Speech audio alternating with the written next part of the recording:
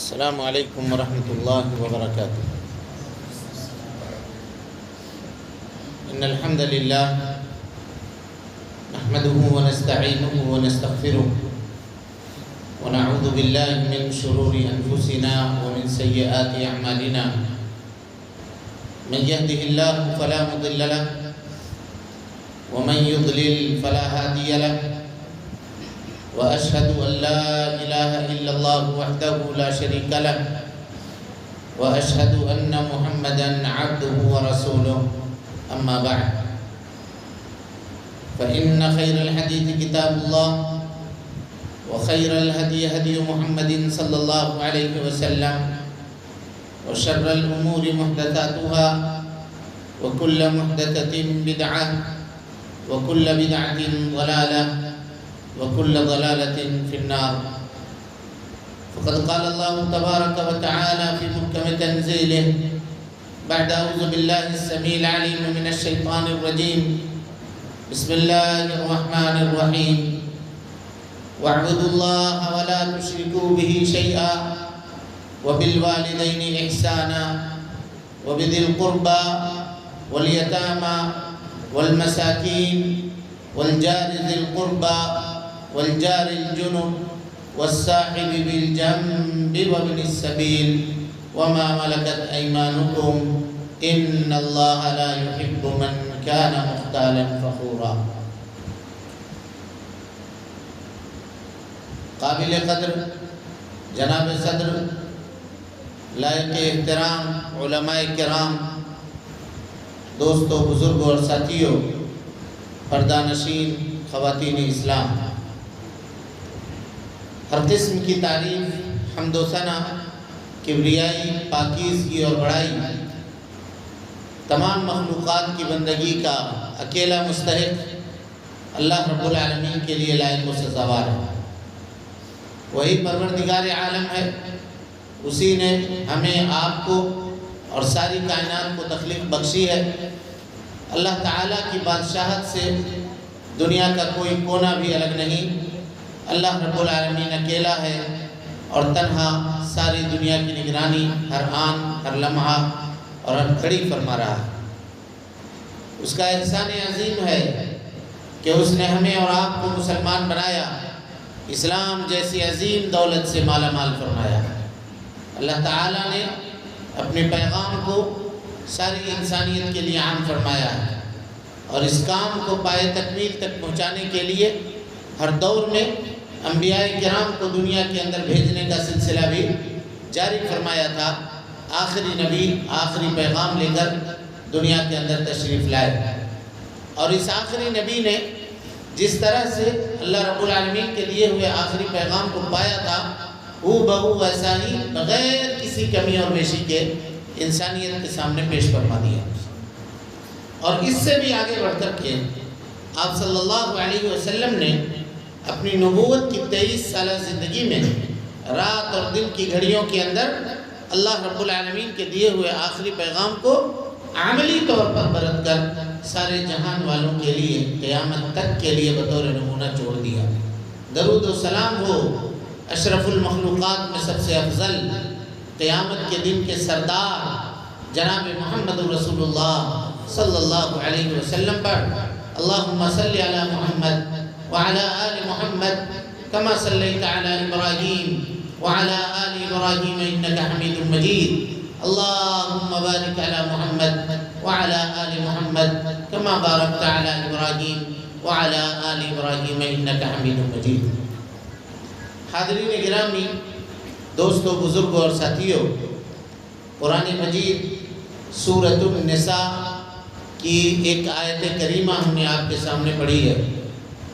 اس آیت کو حقوق عشرہ، یعنی وہ آیت جس میں اللہ رب العالمین نے 10 حقوق بیان کیے ہیں، 10 حق ہمارے اوپر جو ہے اس کا تذکرہ اللہ رب العالمین نے کیا ہے۔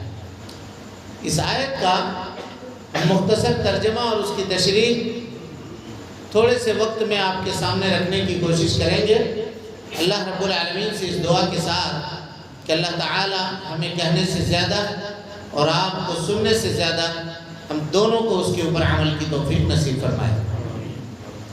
اللہ تعالیٰ کہتا ہے وَاعْبُدُوا اللَّهَ وَلَا تُشْرِكُوا بِهِ شَيْئًا. یہ ہماری زندگی کا مقصد ہے، اور ہمارے اور آپ کے دنیا میں بھیجے جانے کی جو اصل وجہ ہے وہ اصل وجہ یہی ہے. وَاعْبُدُوا اللَّهَ، تم سب مل کر کے اللہ رب العالمین کی عبادت کرو. سب مل کر کے اللہ رب العالمین کی عبادت کرو. وَلَا تُشْرِكُوا بِهِ شَيْئًا، اور اللہ رب العالمین کی ربوبیت میں، اس کی الوہیت میں اور اس کے اسماء اور صفات میں کسی کو شریک مت کرو، کسی کو بھی شریک مت کرو. وَاعْبُدُوا اللَّهَ، سب سے پہلا حق ہمارے اور آپ کے گردن کے اوپر جو ہے وہ یہ ہے کہ ہم اپنے رب کی عبادت کریں، اللہ رب العالمین کی عبادت کریں. کہا کیوں عبادت کریں اللہ رب العالمین کی؟ اس لیے عبادت کریں کہ ہمارا پیدا کرنے والا کون ہے؟ اللہ رب العالمین. وہ کون ہے جو آسمان سے ہم کو روزی دیتا ہے؟ اللہ رب العالمین. وہ کون ہے جس نے اس زمین کو ہمارے لیے چلنے کے لیے فرش بنا دیا؟ اللہ رب العالمین. وہ کون ہے جو صحت دیتا ہے؟ وہ کون ہے جو بیماری دیتا ہے؟ وہ کون ہے جو زندگی دیتا ہے؟ وہ کون ہے جو موت دیتا ہے؟ وہ کون ہے کہ صبح سے لے کر کے شام تک ہم اس کے احسان کے تلے جیتے ہیں، اس کے احسان کے تلے ہیں؟ اگر اس کا حکم ہو جائے تو پوری دنیا مل کر کے ایک سانس ہم کو واپس نہیں لوٹا سکتی ہے. ابھی بیماری آئی تھی نا، کروڑوں روپے لوگ اپنے جیب میں رکھے ہوئے ہیں، ہاسپٹل کی سیڑھی پہ مر گئے، سانس نہیں ملی. چھوٹی سی بیماری نے، جس کو لوگ عام دنوں میں سردی بخار کہا کرتے تھے یا نیمونیا کی بیماری جس کو کہا کرتے تھے، اللہ تعالیٰ نے ایسی فوج زمین کے اوپر بھیجی اپنے حکم سے کہ لوگوں کو لگنا شروع ہوا تو پوری دنیا جو چاند پہ سورج پہ جانے کا دعویٰ کرتی تھی گھٹنوں کے بل کھڑی ہو گئی، اور بڑے بڑے جابر و ظالم رونے لگے اپنے لوگوں کو بچانے کے لیے. میڈیکل سائنس جس نے اتنی ترقی کی تھی وہ بھی گھٹنوں کے بل آ کر کے کھڑی ہو گئی. کہا اب ہمارے بس کی بات نہیں ہے. وہ لوگ تو یہ تک کہہ رہے تھے کہ اب یہ دنیا کبھی نارمل ہو نہیں سکے گی، اس طرح سے مل کر کے ہم لوگ کبھی بیٹھ نہیں سکیں گے. لیکن اللہ کا فضل اور اس کا احسان دیکھیے کہ اللہ تعالیٰ نے بیماری کو دور کر دیا، اور پھر ہم سب ایک دوسرے سے مل کر کے بیٹھنے لگے، ایک ساتھ زندگی گزارنے لگے. تو یہ اللہ کا احسان ہے یا نہیں ہے؟ بولیے. اتنی بڑی بیماری میں اللہ تعالیٰ نے ہم کو بچا لیا. ہمارے نگاہوں کے سامنے کتنے لوگ چلے گئے، لیکن اللہ نے ہم کو چھوڑ دیا، بچا لیا. ان کو بیماری نہیں لگی. کیا اس میں کوئی ہمارا کمال تھا؟ بولیے بھائی، کوئی ہمارا کمال تھا کہ ہم کو بیماری نہیں لگی؟ آپ کا کمال تھا کہ آپ کو بیماری نہیں لگی؟ یہ کمال تھا رب العالمین کا، شکر تھا اس اللہ کا جس نے ہم کو اور آپ کو اس بیماری سے بچا لیا. تو کیا اللہ تعالیٰ نے جب ہم کو اور آپ کو محفوظ رکھا تو کیا ہمارے اوپر یہ حق نہیں ہے کہ ہم اللہ رب العالمین کا شکریہ ادا کریں؟ بولیے. اللہ کا شکریہ کیسے ادا ہوگا؟ دوسرے کا شکریہ ہم ادا کرتے ہیں. 1 کلو مٹھائی کوئی کام کر دیا تو اس کے لیے اس کے گھر لے جا کر کے 1 کلو مٹھائی پہنچاتے ہیں. کچھ اور کرتے ہیں، کچھ اور کرتے ہیں، یہ شکریہ ہے. اللہ تعالیٰ کہتا ہے لا نسألک رزقا، ہم تم سے روزی نہیں مانگتے، ہم تم سے یہ سوال نہیں کرتے کہ تم ہم کو کھلاؤ. بس اللہ رب العالمین یہ چاہتا ہے کہ ہم اس کی عبادت کریں، ہم اس کی عبادت کریں تن سے، من سے، دھن سے، جی جان سے.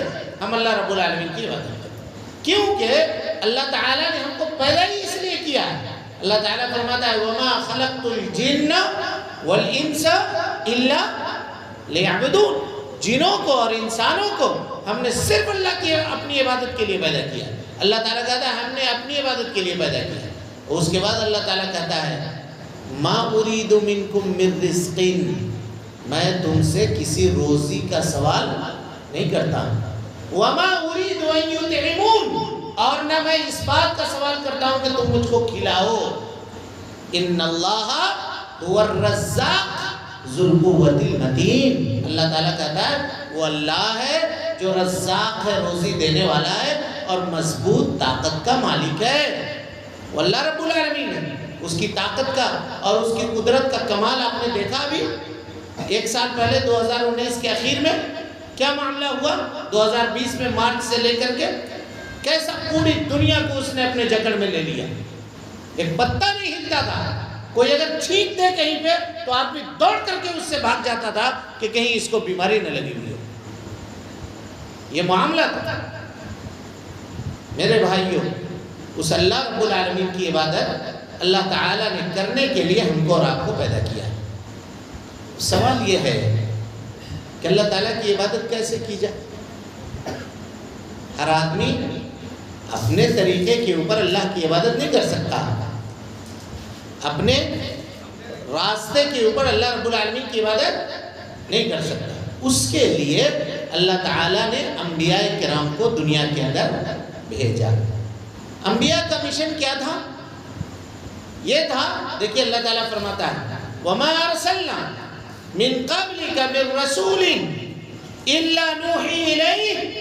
اے اللہ کے نبی صلی اللہ علیہ وسلم، آپ سے قبل ہم نے جتنے رسولوں کو دنیا میں بھیجا ہے ہم نے ان کی جانب یہ وحی کی تھی. کس بات کی وحی؟ اللہ الہ الا انا فاعبدون، کہ آپ دنیا والوں کو یہ بتا دیجئے کہ اللہ کے علاوہ کوئی معبود نہیں ہے. فاعبدون، تم سب مل کر کے میری عبادت کرو. وَلَقَدْ بَعَثْنَا فِي كُلِّ أُمَّةٍ رَسُولًا أَنِ اعْبُدُوا اللَّهَ وَاجْتَنِبُوا الطَّاغُوتَ. اللہ رب العالمین نے ہر امت میں ایک رسول کو بھیجا.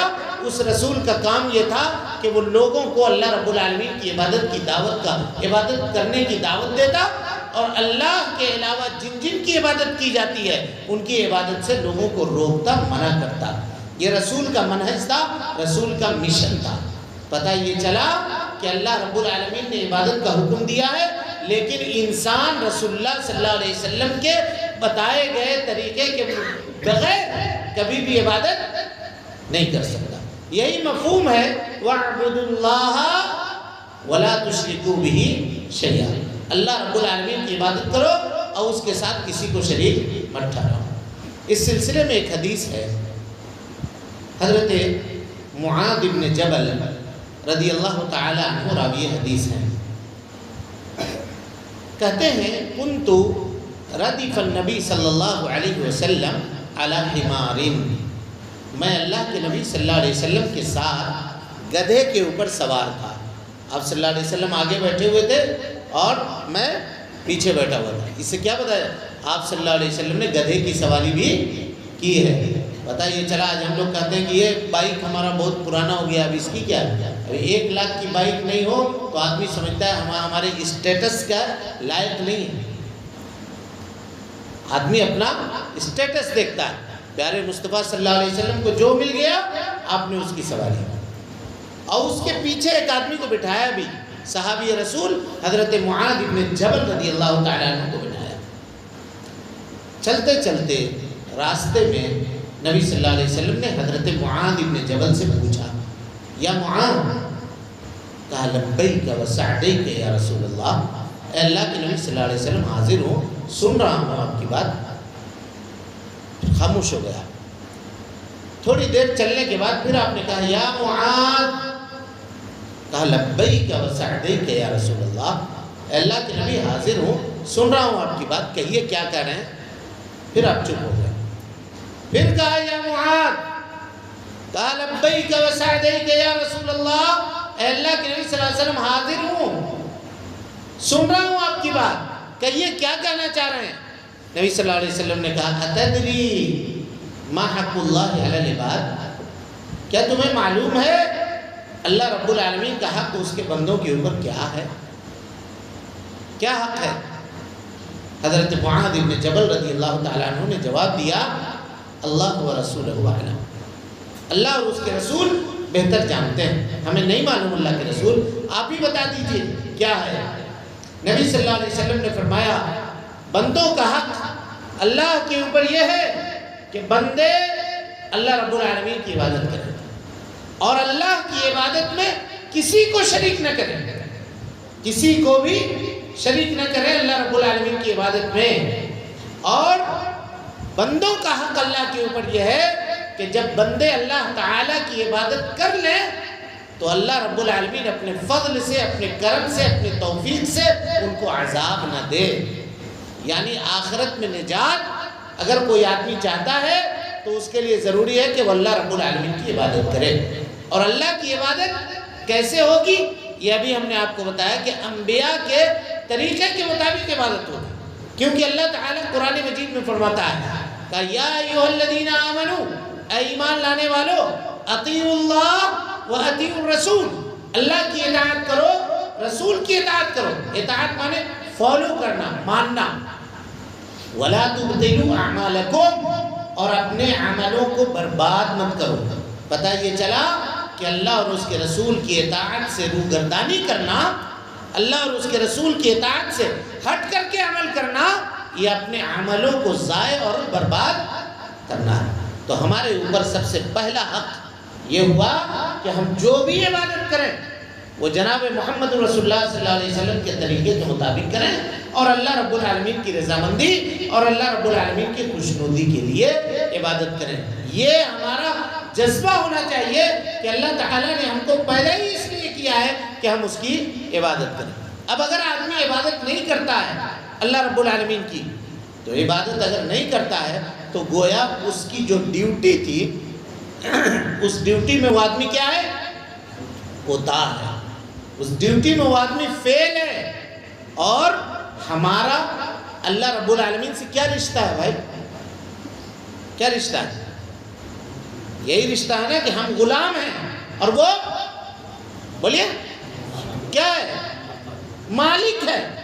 ہم بندے ہیں، وہ رب ہے، بس یہی رشتہ ہے، اس کے علاوہ کوئی نہیں۔ اب آپ کے پاس کوئی آپ کا کام کرنے والا کوئی مزدور آپ رکھیں اور اس کو آپ کھلائیں پلائیں، سب کچھ اس کے رہنے کا انتظام کریں، اور وہ آپ کا کام نہ کرے تو آپ اس کو سزا دیجیے گا نہیں دیجیے گا؟ بولیے، اس کو سزا دیجیے گا یا نہیں دیجیے گا؟ تو اللہ رب العالمین، اگر ہم اللہ تعالیٰ کی عبادت نہیں کرتے ہیں تو اللہ تعالیٰ ہم کو سزا دے گا یا نہیں دے گا؟ ضرور دے گا۔ اسی کو اللہ تعالیٰ کہتا ہے فَكُلًّا أَخَذْنَا بِذَنبِهِ، ہر ایک کو ہم نے ان کے گناہوں کی وجہ سے پکڑ لیا۔ فَمِنْهُمْ مَنْ أَرْسَلْنَا عَلَيْهِ حَاسِبًا، کچھ لوگ ایسے تھے جن کے اوپر ہم نے آسمان سے پتھروں کی بارش کر دی۔ وَمِنْهُمْ مَنْ خَسَفْنَا بِهِ الْأَرْضَ، کچھ لوگوں کو زمین میں دھسا دیا۔ وَمِنْهُمْ مَنْ أَغْرَقْنَا، اور کچھ لوگوں کو سمندر میں ڈبا دیا۔ وَمَا كَانَ اللَّهُ لِيَظْلِمَهُمْ، اللہ رب العالمین نے ان کے اوپر ظلم نہیں کیا۔ وَلَكِنَّ النَّاسَ أَنفُسَهُمْ يَظْلِمُونَ، یہ لوگ خود اپنے جان کے اوپر ظلم کرنے والے تھے اللہ رب العالمین کی عبادت نہ کر کے۔ تو اللہ تعالیٰ نے ان کو کیا کیا؟ ہلاک و برباد کر دیا۔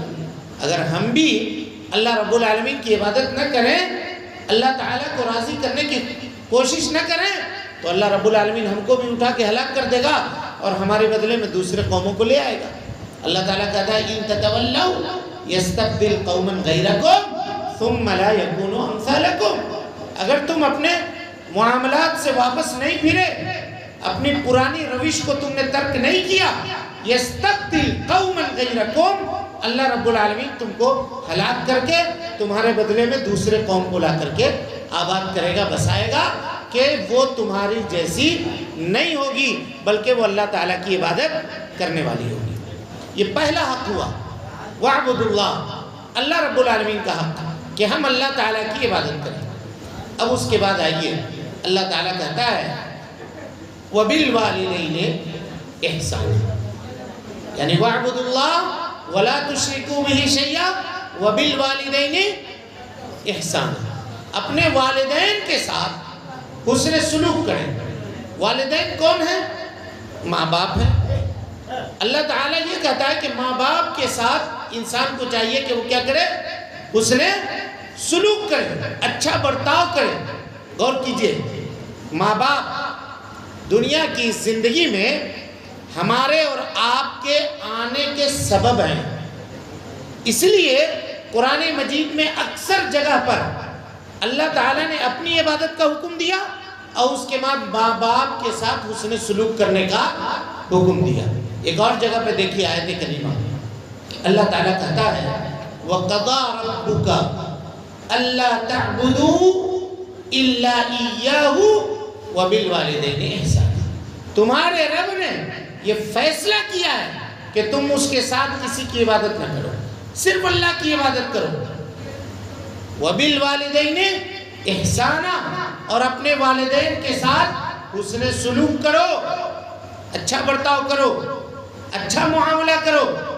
اِمَّا يَبْلُغَنَّ عِنْدَكَ الْكِبَرَ، اگر ماں باپ میں سے کوئی دونوں یا ایک بڑھاپے کو پہنچ جائیں، احدهما او کلاہما، ان میں سے ایک یا دونوں، فلا تقل لهما اف، ان کو اف تک نہ کہو، وقل لهما قولا کریما، اور ان کے ساتھ نرم گفتگو کرو، اچھی بات کرو، اچھی طرح سے ان سے گفتگو کرو، ان کو جھڑکو نہیں، ان کو برا بھلا نہ کہو۔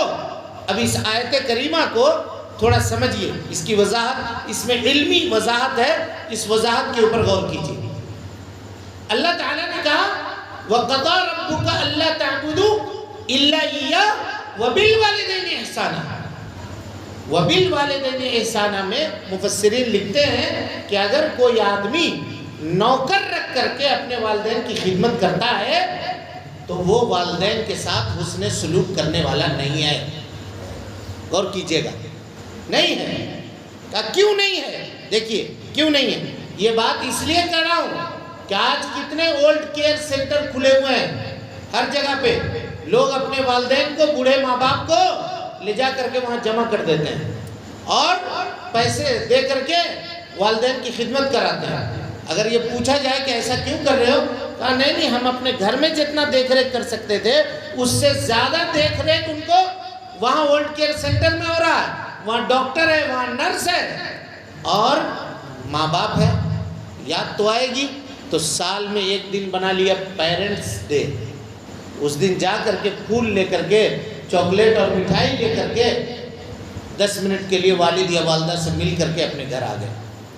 قرآن مجید نے اس کلچر کا انکار کیا اور اس کے اوپر رد کیا، کہا کہ نہیں وَبِالْوَالِدَيْنِ إِحْسَانًا، اور با یہ عربی زبان کے اندر الصاق کے لیے آتا ہے۔ الصاق کے معنی چمٹنا، کہا ماں باپ سے چمٹ کر کے ان کی خدمت کرنی ہے، یعنی کھانے کا برتن اگر وہ بوڑھا ہو گئے، بوڑھے ہیں تو خود سے لے جا کر کے ان کے سامنے پیش کرنا ہے، لقمہ بنا کر کے ان کے منہ میں ڈالنا ہے اور ان کی ضرورت کو خود سے پورا کرنا ہے۔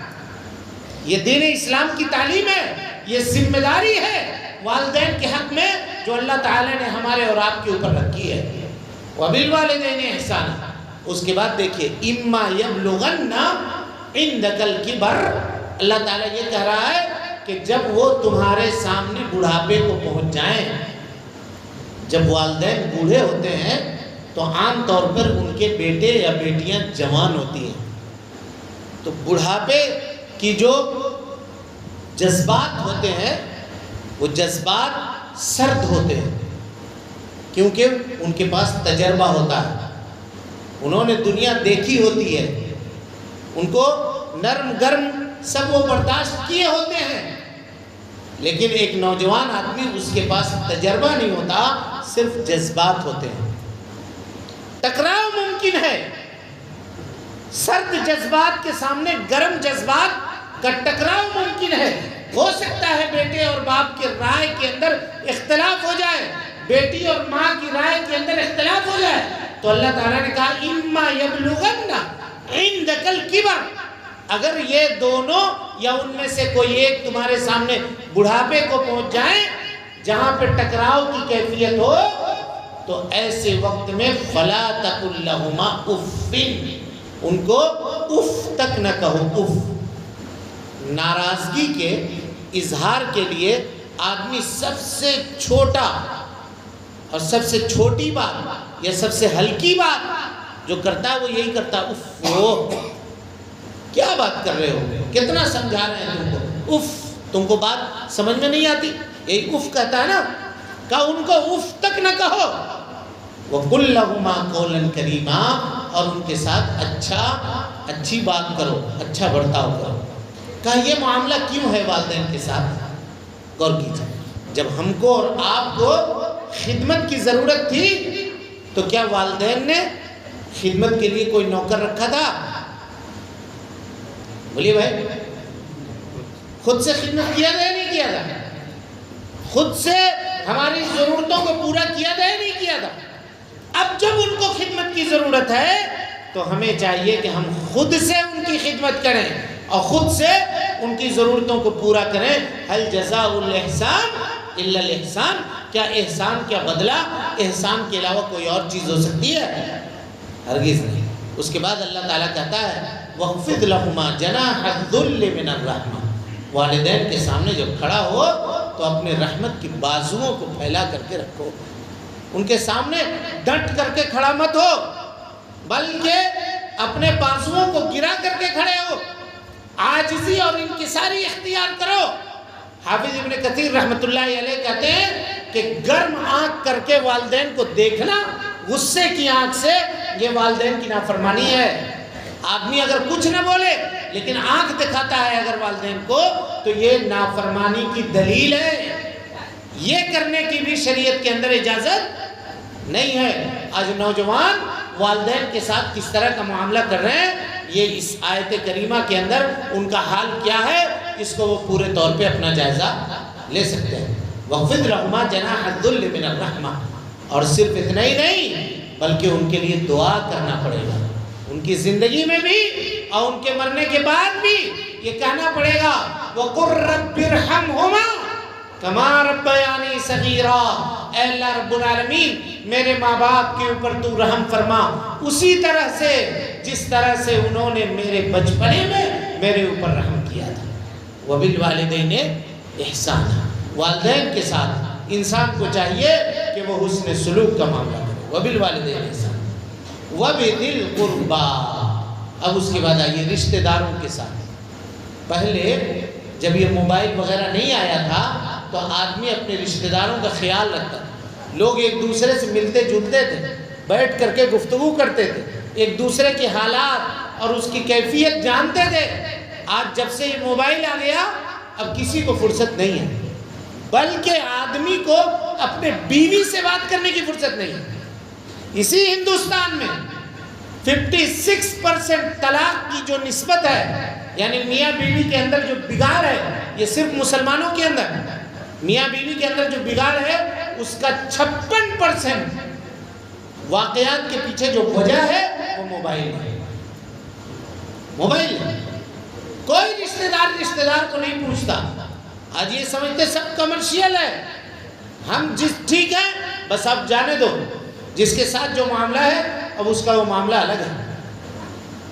سنیے، جناب محمد رسول اللہ صلی اللہ علیہ وسلم مکہ فتح کر چکے، فتح مکہ ہو چکا، خانہ کعبہ کے صحن میں آپ بیٹھے ہوئے ہیں، صحابہ کرام رضوان اللہ علیہ مجمعین بھی بیٹھے ہوئے ہیں، سب کے سب.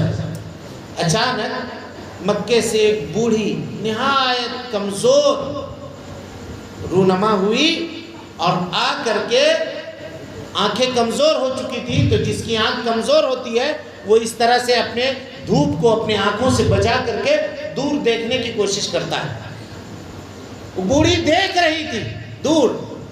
اللہ کے نبی جناب محمد رسول اللہ صلی اللہ علیہ وسلم کی نگاہ پڑی تو آپ امی امی میری ماں ہے میری ماں ہے یہ کہتے ہوئے دوڑ پڑے اور جانے کے بعد اس کو پکڑ کر کے قریب لایا اور لانے کے بعد اپنی چادر جو آپ کے کندھے کے اوپر تھی اس کو زمین میں بچھا دیا اور اس پر اس عورت کو بٹھا دیا. لوگوں کو تعجب ہوا کہ یہ کون عورت ہے جس کے لیے پیارے مصطفیٰ صلی اللہ علیہ وسلم اپنی چادر زمین پہ ڈال رہے ہیں.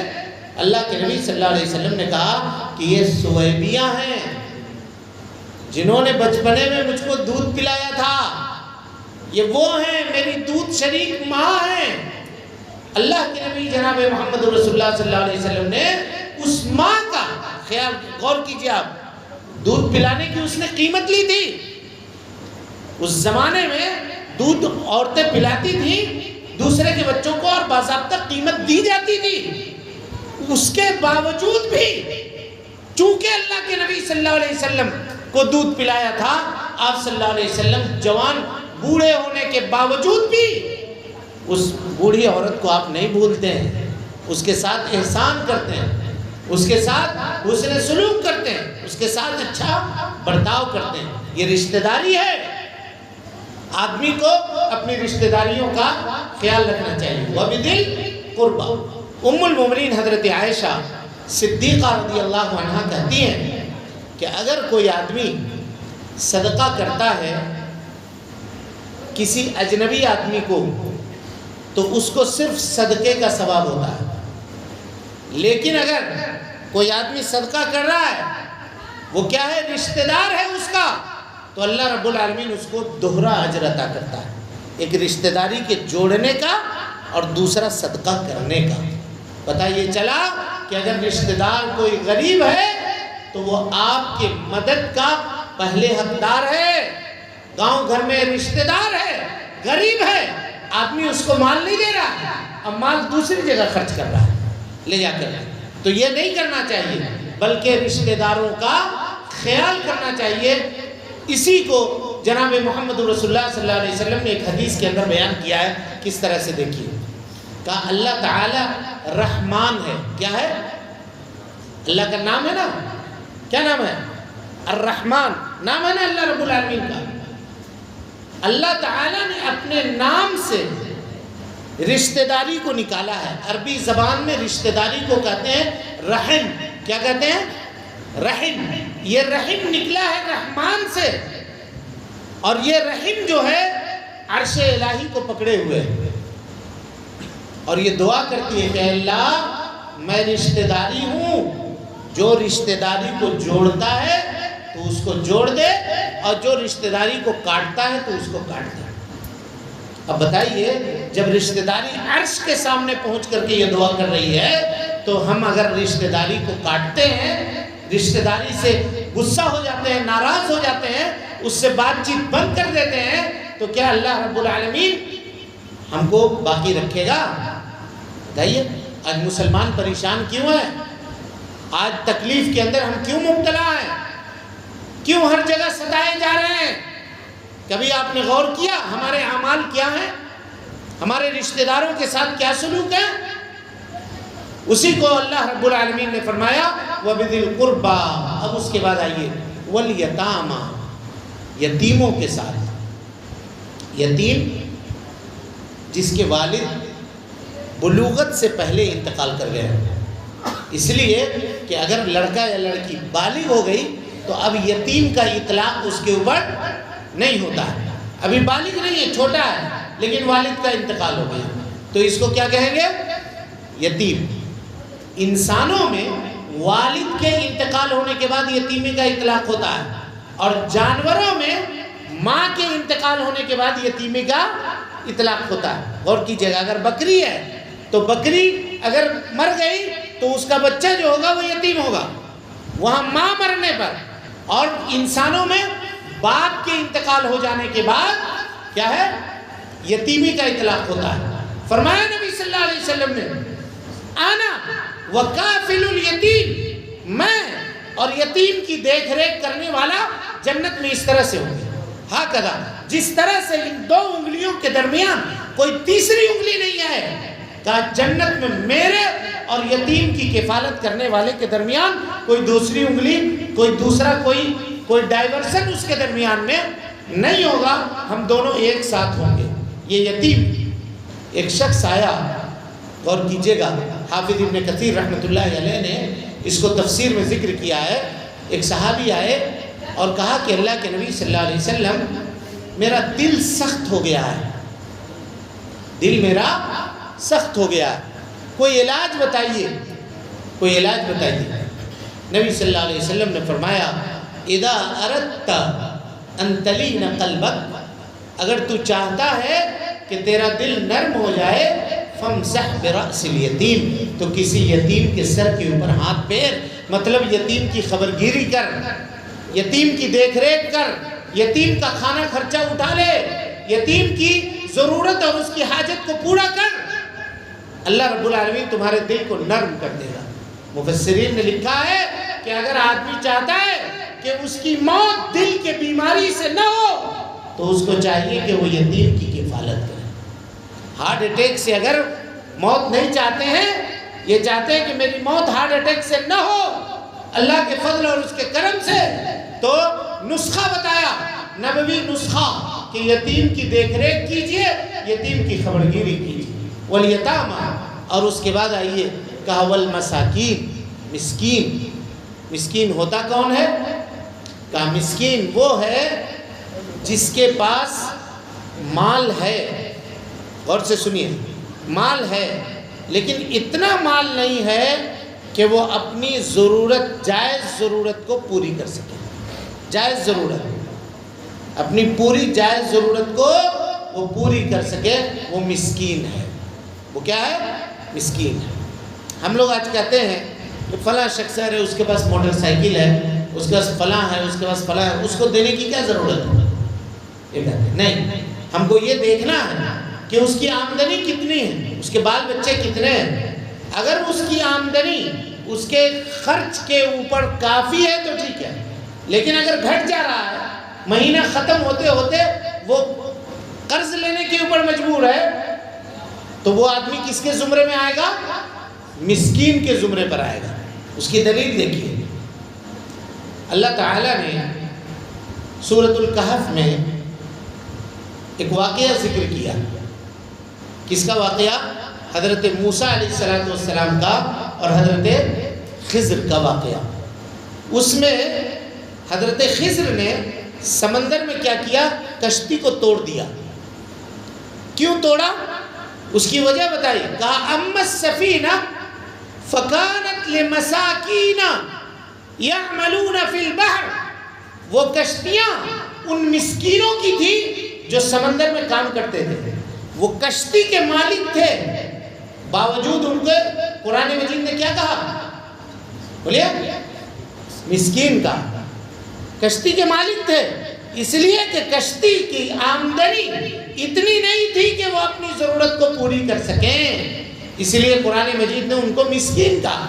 اما السفینہ، اور صحابہ کرام جو مکہ المکرمہ سے ہجرت کر کے آئے تھے مدینہ منورہ، اپنا سب کچھ چھوڑ دیا تھا، مال، کاروبار، تجارت، زمین، جائیداد، ان کو قرآن مجید نے کہا للفقراء المہاجرین، مہاجرین کے وہ لوگ جو اپنا سب کچھ مکے میں چھوڑ کر کے آئے ہیں، وہ فقیر ہیں۔ پتہ یہ چلا کہ فقیر وہ ہے جس کے پاس کچھ نہیں ہے، اور مسکین وہ ہے جس کے پاس سم تھنگ ہے، کچھ تو ہے لیکن اتنا نہیں ہے کہ وہ اپنی پوری ضرورت کو، اپنی جائز ضرورت کو وہ پوری کر سکے۔ تو اس مسکین کو بھی دینا ہے، اس کو بھی اپنے زکوٰۃ میں سے یا اپنے صدقات میں سے، اپنے عطیات میں سے اس کو دینا ہے، اس کی خبرگیری کرنی ہے، اس کا خیال رکھنا ہے۔ والمساکین، اس کے بعد اللہ تعالیٰ کہتا ہے والجار ذی القربیٰ، جار کہتے ہیں پڑوسی کو۔ کس کو کہتے ہیں؟ پڑوسی۔ ایک پڑوسی ہے آپ کا، رشتہ دار ہے آپ کا، تو وہ آپ کے حسن سلوک کا زیادہ مستحق ہے۔ غور کیجیے، آج سب سے زیادہ جھگڑا آدمی کو پڑوسی سے پڑوسی کا ہے، سب سے زیادہ جھگڑا۔ حدیث دیکھیے، نبی صلی اللہ علیہ وسلم نے فرمایا، مسلم کی روایت ہے بلکہ متفق علیہ روایت ہے، آپ نے کہا واللہ لا یؤمن، قسم کھائی نبی صلی اللہ علیہ وسلم نے، قسم اللہ کی وہ آدمی مومن نہیں، کہا واللہ لا یؤمن، قسم اللہ کی وہ آدمی مومن نہیں، واللہ لا یؤمن، قسم اللہ کی وہ آدمی مومن نہیں، 3 مرتبہ قسم کھایا۔ صحابہ نے پوچھا من یا رسول اللہ، کون ہے اللہ کے رسول صلی اللہ علیہ وسلم، کون وہ بد نصیب ہے جو مومن نہیں ہے جس کے لیے آپ 3 مرتبہ قسم کھا رہے ہیں؟ کہا الذی لا یامن جارہ بوائقہ، وہ آدمی جس کی شر سے اس کا پڑوسی محفوظ نہ ہو، جس کے شر سے اس کا پڑوسی محفوظ نہیں۔ ہم لوگ سوچتے ہیں کہ صرف یوں ہی معاملہ ہے اور نکل جائے گا، پڑوسیوں کے ساتھ اگر حسن سلوک نہیں کرتے ہیں، اگر ان کے ساتھ اچھا برتاؤ نہیں کرتے ہیں۔ سنیے حدیث، کہا ہے عائشہ رضی اللہ عنہ، اللہ کے نبی صلی اللہ علیہ وسلم نے کہا کہ جب تمہارے گھر میں کوئی اچھا چیز بنے تو اگر تم گوشت زیادہ نہیں ہے تو شوربہ اس میں بڑھا دیا کرو تاکہ وہ شوربہ تم اپنے پڑوسی کو اس سے فائدہ پہنچا سکو۔ پہلے زمانے میں یہ رواج تھا، کسی کے یہاں مرغی بنتی تھی یا کچھ بنتا تھا تو کٹوری میں دے کر کے دادی یا اماں بھیجتی تھی کہ جاؤ فلاں گھر میں دے آؤ، فلاں گھر میں دے آؤ، فلاں گھر میں دے آؤ۔ اب یہ رواج ختم ہو گیا، کچھ نہیں، اب تو آدمی چھپا کے بناتا ہے، چاہتا نہیں ہے کہ میرا پڑوسی جانے کہ ہم کیا کھا رہے ہیں۔ بتائیے شریعت کے اندر جو معاملہ ہے، اگر کوئی آدمی بھرپیٹ کھا رہا ہے اور اس کا پڑوسی بھوکا سویا ہوا ہے، وہ آدمی ایمان والا نہیں ہو سکتا ہے۔ ہمارے اوپر یہ حق ہے کہ ہم اپنے پڑوسی کی خبرگیری کریں۔ بخاری کی روایت ہے، فرمایا نبی صلی اللہ علیہ وسلم نے ما زال جبریل یوصینی بالجاری حتی ظننت انہ سیورثہ، کہ جبرائیل نے مجھ کو پڑوسیوں کے بارے میں اتنی وصیت کی ہے، اتنی وصیت کی ہے، نبی صلی اللہ علیہ وسلم کہتے ہیں کہ مجھ کو گمان ہوا کہ کہیں اللہ تعالیٰ پڑوسی کو وراثت میں حقدار نہ بنا دے۔ یہ حق ہے پڑوسی کا، لیکن آج کیا معاملہ ہے؟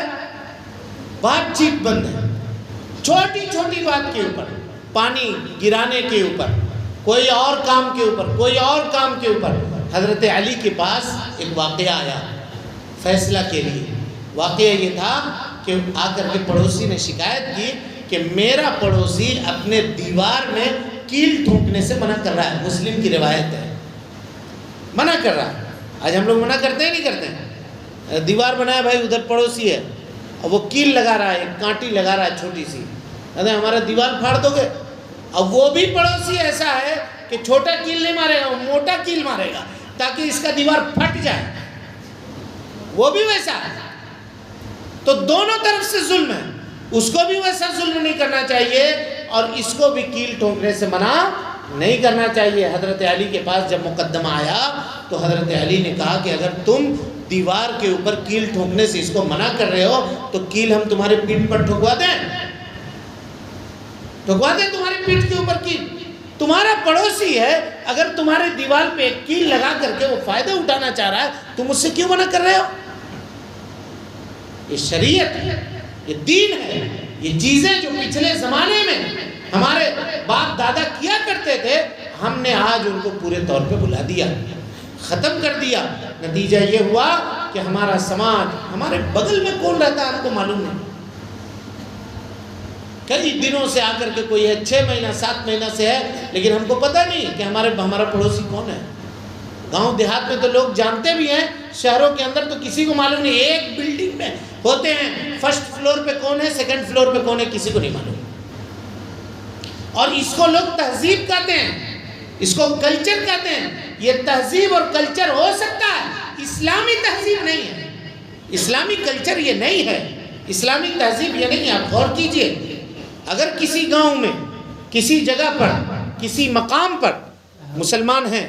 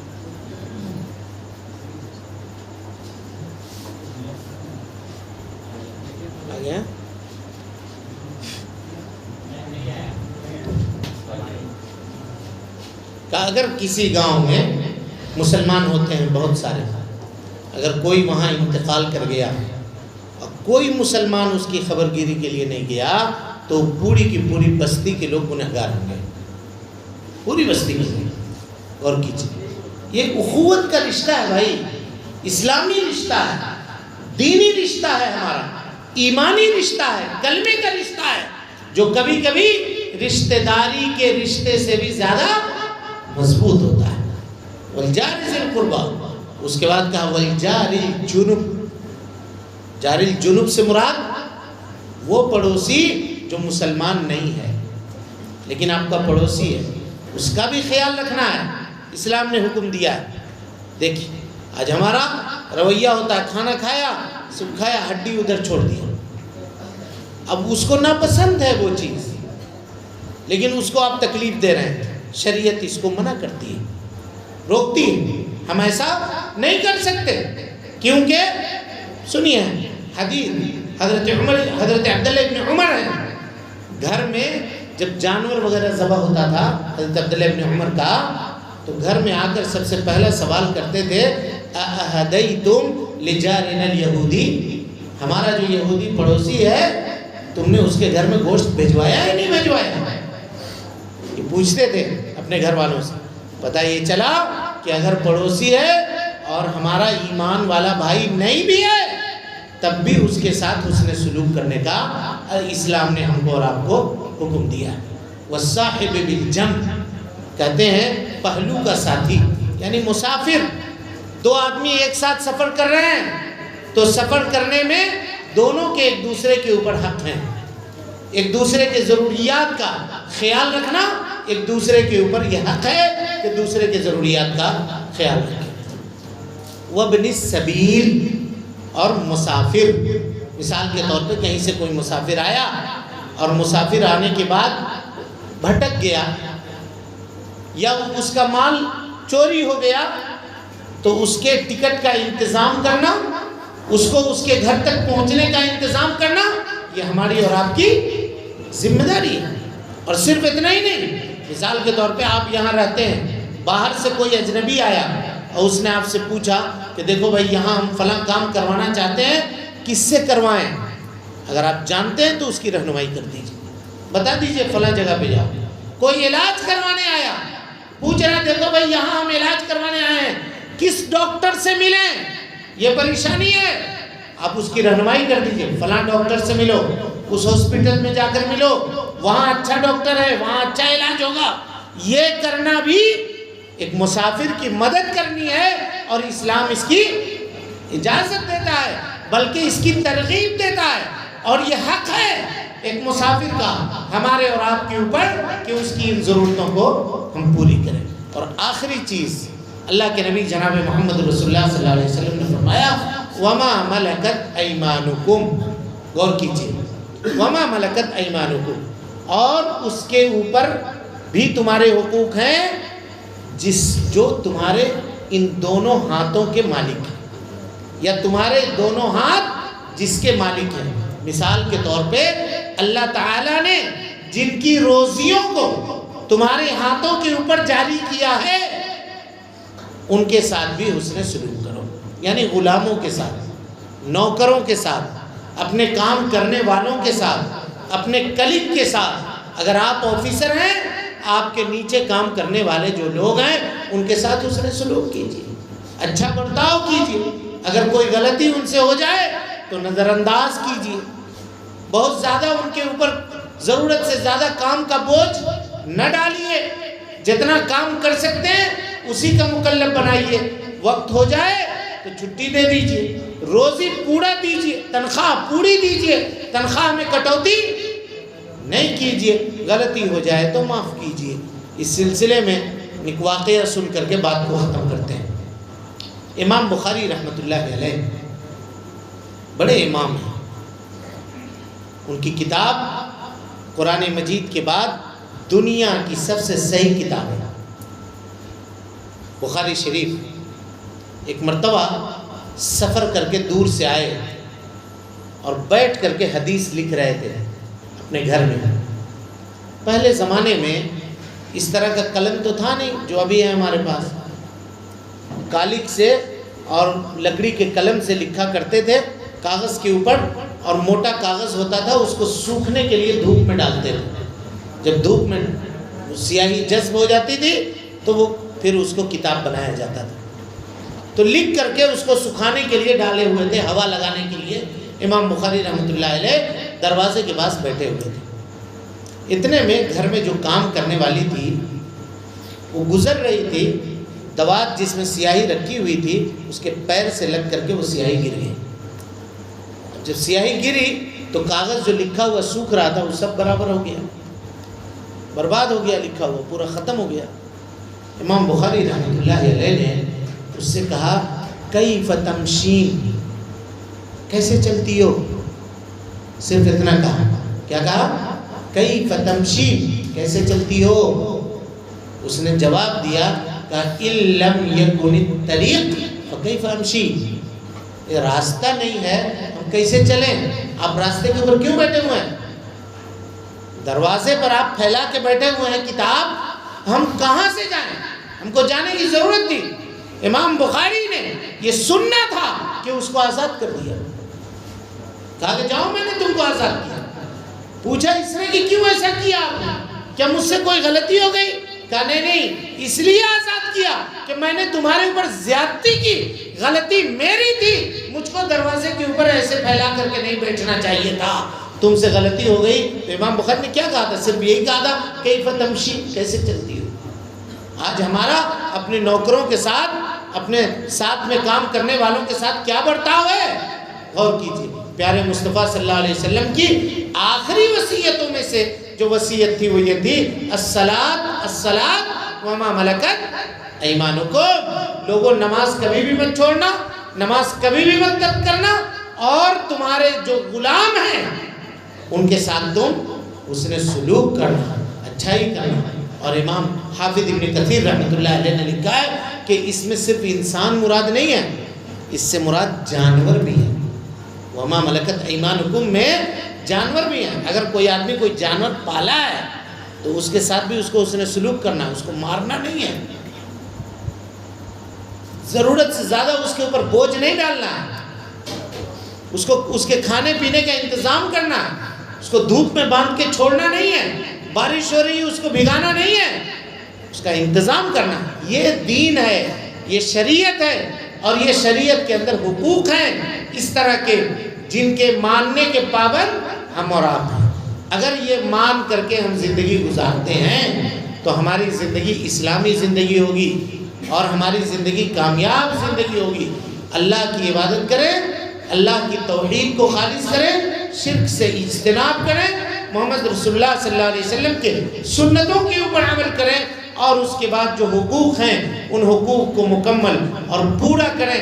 انشاءاللہ اللہ تعالیٰ دنیا کی زندگی میں بھی خوشحالی دے گا، فارغ البالی دے گا، دنیا کی زندگی بھی اچھی ہوگی اور آخرت کی زندگی والآخرۃ خیر وابقیٰ.